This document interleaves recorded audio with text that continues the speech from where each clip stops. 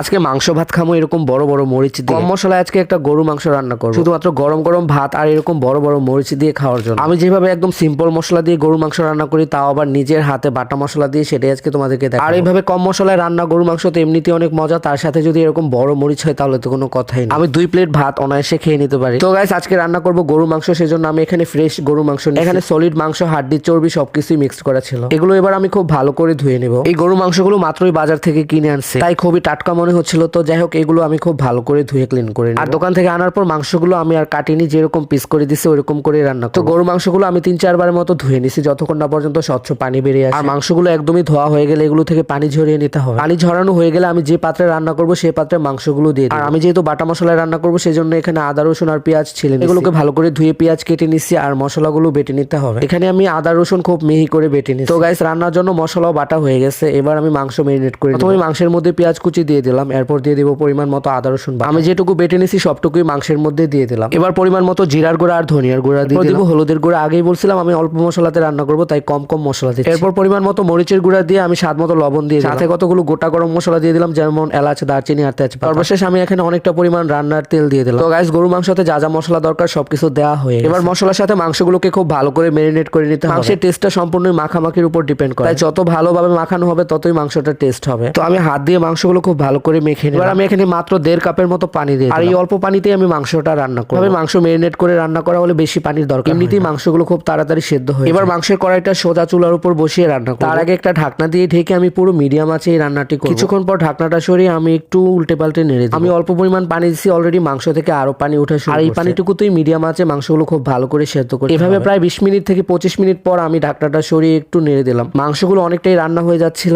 আর এই সময় মাংস থেকে অনেক সুন্দর একটা ঘ্রাণ। এরপর আমি আবারও ঢাকনা দিয়ে ঢেকে আরো কিছুক্ষণ রান্না করে নেব। আরো 10 মিনিট রান্নার পর আমি ঢাকনাটা সরিয়ে আবারও একটু উল্টে পাল্টে নেড়ে দিলাম। আর এখন মাংসের ঝোলটা অনেকটাই শুকিয়ে যাচ্ছে, আর আমি একদম মাংসের ঝোলটা শুকিয়ে ঘন করে ফেলবো। তো গাইস, ফাইনালি আমার গরু মাংস রান্না করা একদমই কমপ্লিট। রান্নার পর মাংসের কালারটা তো দেখতে মাশাআল্লাহ অনেক বেশি লোভনীয় লাগছে। এদিকে আমি মাংসের সাথে খাওয়ার জন্য গরম গরম ভাত রান্না করছি। নিয়েছি বিশাল সাইজের মরিচ, সাথে এক টুকরো পেঁয়াজ আর লেবু। আমি এখানে বড় সাইজের 3টি মরিচ নিয়ে নিলাম, একটু ঝাল করে খাবো। আর গরম ভাতের সাথে গরু মাংসের তরকারি নিয়ে চর্বির পিস তো আমার অনেক পছন্দ, তাই একটা বড় পিস। এবার একটু মাংস আর হাড্ডির পিসও খুঁজে খুঁজে নিয়ে নেব। তো গাইস, নিতে নিতে কিন্তু আমি অনেকটা পরিমাণ মাংসের তরকারি নিয়ে নিয়েছি, সাথে একটু ঝোল নিয়ে। বাস, আমার খাবার একদমই রেডি। তবে এই মরিচটা খাওয়ার জন্য আমি ভীষণ এক্সাইটেড ছিলাম। আজকে লেবু চিপে রস নিয়ে নিলাম আর ঝোল দিয়ে ভাত মেখে নিলাম। আর গরু মাংসগুলো অনেক সুন্দরভাবে সেদ্ধ হয়েছে। আর খাবার ফাঁকে এরকম বড় মরিচে বাইট নিতে তো ভীষণ মজা লাগে। তাছাড়া আজকে গরু মাংসের তরকারিটাও মাশাআল্লাহ খেতে অনেক মজা হয়েছে। মাঝে মধ্যে কম মশলায় রান্না করা তরকারিও খেতে অনেক ভালো হয়। আজকের খাবারটা তো আমি খুব জমিয়ে খাচ্ছিলাম। মরিচগুলো যদিও খেতে খুব বেশি একটা ঝাল না, তবে কচমচ করে খেতে খুব ভালোই লাগে। বলছি গাইস, এরকম গরম গরম ধোয়া ভাত সাথে ঝাল ঝাল গরু আর এরকম বিগ সাইজের মরিচ দিয়ে খেতে